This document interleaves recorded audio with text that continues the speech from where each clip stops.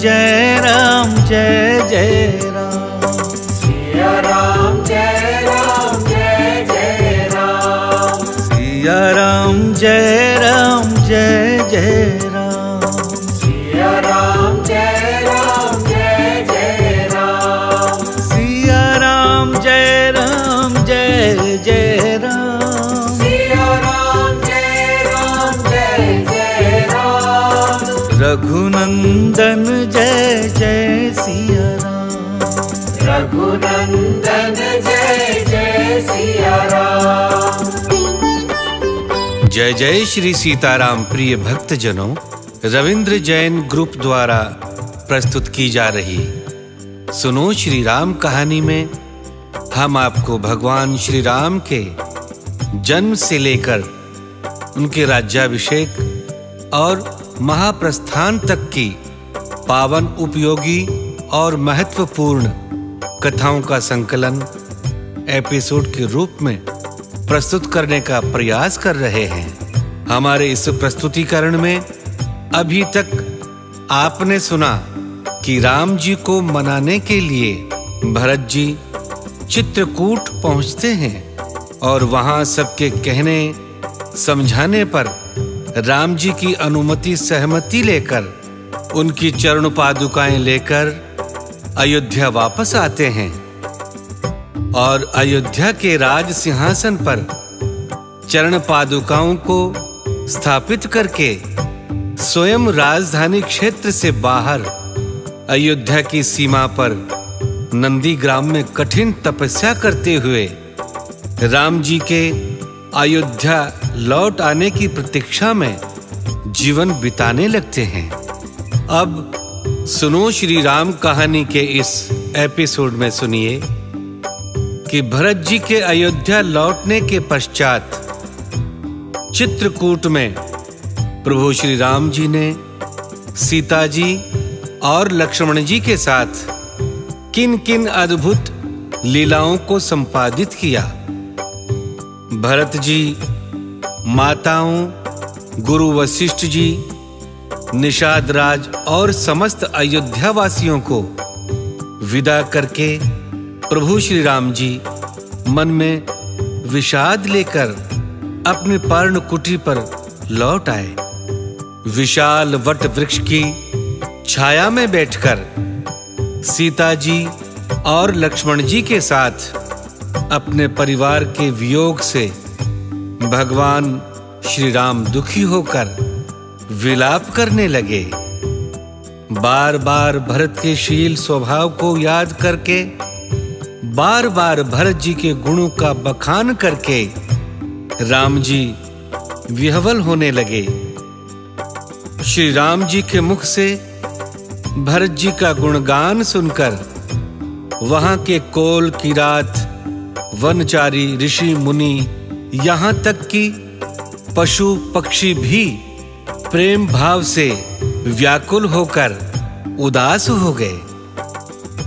राम जी को इस प्रकार भरत जी के प्रेम में उदास देखकर देवताओं ने उनकी वंदना की, उन पर फूलों की वर्षा की और खल खंडन के उनके प्रण का स्मरण कराया। राम जी ने देवी देवताओं को आश्वासन दिया तो वे सब प्रसन्न मन से अपने अपने धाम को चले गए। सानुज सिए समेत प्रभु राजत परन कुटीर, भक्ति ज्ञान बैराग जनु सोहत धरे शरीर। अनुज लक्ष्मण जी और पत्नी सीता जी के साथ प्रभु श्री रामचंद्र जी चित्रकूट की पर्ण कुटी में ऐसे सुशोभित हो रहे हैं मानो वैराग्य, भक्ति और ज्ञान एक साथ शरीर धारण करके शोभायमान हो रहे हों। भरत जी के लौट जाने पर श्री रामचंद्र जी उन दिनों जब चित्रकूट के वन में निवास कर रहे थे, तब उन्होंने देखा कि वहां के कुछ तपस्वी चिंतित हैं और वे वहां से कहीं और चले जाने का प्रयास कर रहे हैं। चित्रकूट के उस आश्रम में जो तपस्वी पहले श्री रामचंद्र जी के होने से सदा आनंद मग्न रहते थे, उन्हीं को श्री राम ने इस प्रकार कहीं और जाने के लिए उत्सुक देखा।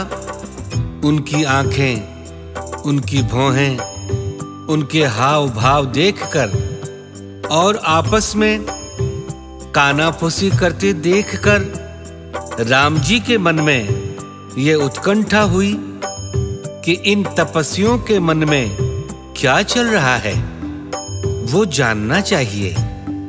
राम जी को शंका हुई कि कहीं उनसे, सीता जी से या लक्ष्मण जी से इन तपस्वियों के प्रति कोई अपराध तो नहीं हो गया है। इन्हीं शंकाओं आशंकाओं को मन में लेकर भगवान श्री राम उन महर्षियों के पास पहुंचे और उनके कुलपति से इस प्रकार बोले, भगवन, क्या मुझसे या सीता अथवा लक्ष्मण से किसी प्रकार का अपराध हो गया, जो आप लोग इस प्रकार का भाव प्रदर्शित कर रहे हैं? या कहीं ऐसा तो नहीं कि मेरे छोटे भाई लक्ष्मण का कोई कार्य, कोई आचरण आप लोगों को उचित ना लगा हो, जिसके कारण आप लोग रुष्ट से दिखाई देते हैं? अथवा क्या जो सदैव आप लोगों की सेवा में लगी रहती थी, उस सीता से कोई अनुचित कार्य हो गया है? अथवा क्या वह आप लोगों की उचित सेवा नहीं कर पा रही है? श्री राम जी के द्वारा विनय पूर्वक इस प्रकार पूछने पर महर्षियों के उन कुलपति ने श्री रामचंद्र जी से कहा, रघुनंदन, सीता तो स्वभाव से ही तपस्वियों के लिए सेवा भावी रही है। वह अपने स्वभाव से विचलित हो जाए, ऐसे कैसे हो सकता है? सीता से किसी प्रकार का कोई अनुचित व्यवहार नहीं हुआ है और ना ही साधु संतों का सर्वदा प्रिय करने वाले आपके छोटे भाई लक्ष्मण से ही किसी प्रकार का कोई अनुचित व्यवहार अथवा अपराध हुआ है। हमारी इस चिंता का कारण कुछ और ही है।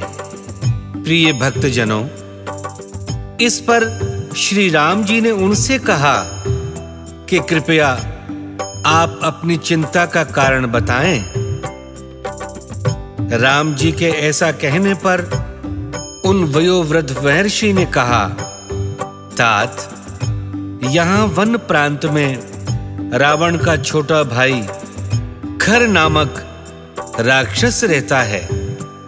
उसने जनस्थान में रहने वाले सारे तपस्वियों को उखाड़ फेंका है, उनके आश्रमों को उजाड़ दिया है। वह बड़ा ही क्रूर, नरभक्षी और अभिमानी है। आपका यहाँ रहना भी उसे सहन नहीं होता। जब से आप इस आश्रम में रह रहे हैं, तब से उन सभी राक्षसों ने तपस्वियों को विशेष रूप से सताना आरंभ कर दिया है। वे भयानक रूप बनाते हैं, बहुत क्रूर हैं और नाना प्रकार के विघ्नों से हमारे तप में बाधा डालते हैं। अपवित्र पदार्थ से तपस्वियों का स्पर्श कराकर यहाँ के तपस्वियों और ऋषि मुनियों को पीड़ा देते हैं। किसी भी प्रकार का होम, हवन अथवा यज्ञ आरंभ होने पर वे यज्ञ की सामग्रियों को इधर उधर फेंक देते हैं। यज्ञ कुंड में पानी डाल देते हैं, कलश फोड़ डालते हैं। राक्षसों के इन्हीं उत्पात को देखते हुए हम ऋषियों तपस्वियों ने इस आश्रम से कहीं और चले जाने का निश्चय किया है। वे अत्याचारी राक्षस किसी और प्रकार की हिंसा करें, इससे पहले ही हम इस आश्रम को छोड़ देना चाहते हैं। यहां से थोड़ी दूर पर एक अन्य विचित्र वन है, जहां पर फल फूल जल आदि सहजता से उपलब्ध है।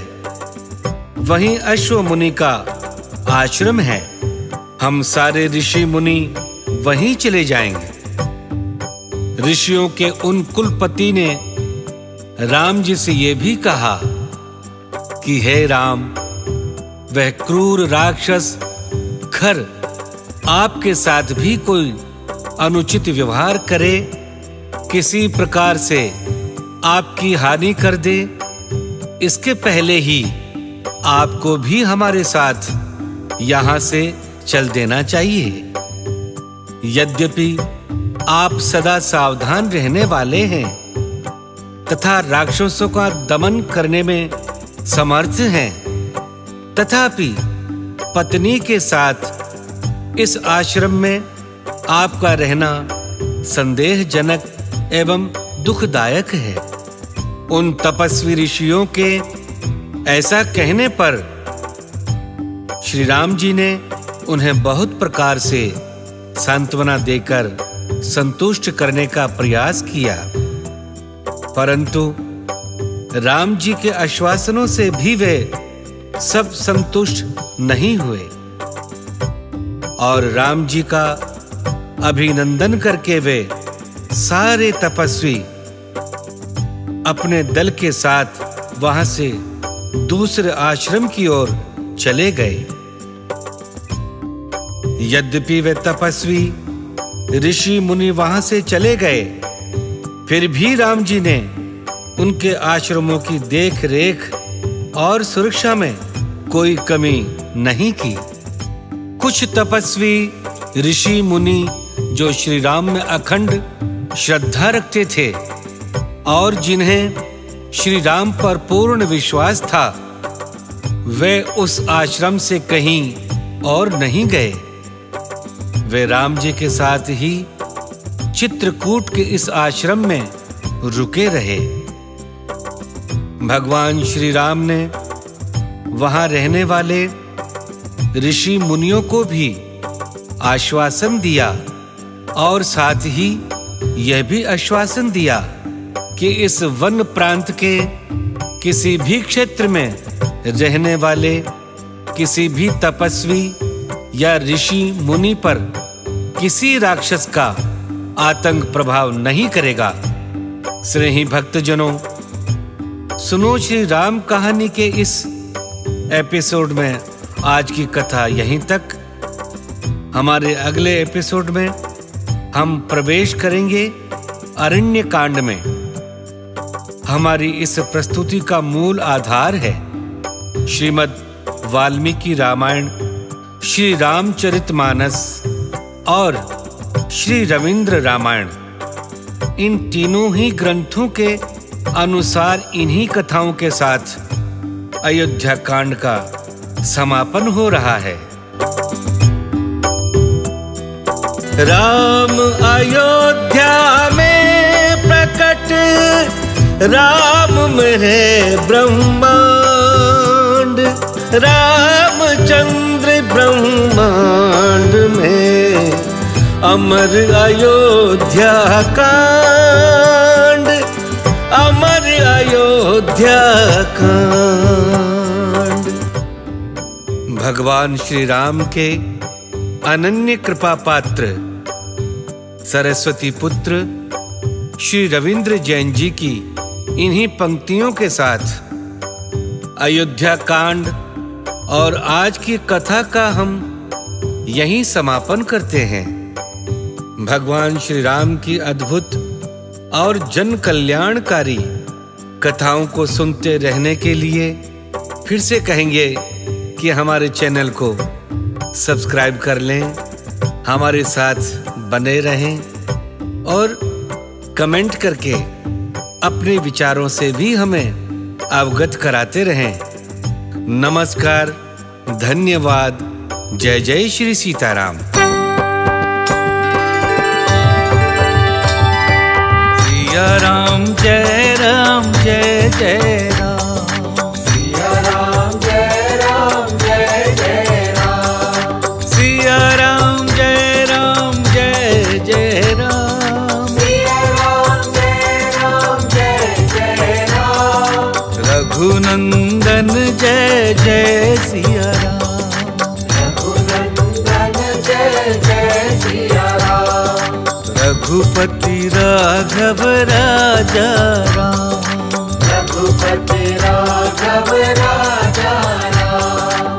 पतित पावन सीताराम। पतित पावन सीताराम। सिया राम जय जय राम। सिया राम जय जय राम। सिया राम जय जय राम।